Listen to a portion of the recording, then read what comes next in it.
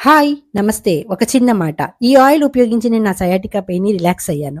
అసలు sciatica pain అంటే ఏంటి? నడుము నొప్పి. అంటే తుంటి నుంచి కాలు వరకు ఒకటే నొప్పి. కాలు మంట, తిమ్మిరి పుట్టేస్తూ ఉంటుంది. దీనికి కారణం అత్యంత పొడవైన నరం మనకి ఒత్తిడికి లోనవుతుందన్నమాట. అది మనం ఎముక భాగంలో ఒత్తిడికి లోనైతే ఈ పెయిన్ వస్తూ ఉంటుంది. అది మనకి వెన్నుపూస నుంచి కాలు వరకు ఒకటే నరం మాట.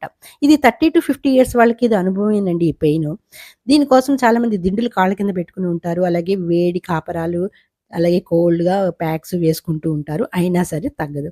దీనికి నేను ఇలా ట్రై చేశాను. చాలా బాగా పనిచేసింది. దీనికోసం నేను సన్నజాజి ఆకులను తీసుకొని శుభ్రంగా కడిగి ఆరబెట్టిన తర్వాత నువ్వుల నూనెలో వీటిని శుభ్రంగా కాచేసాను.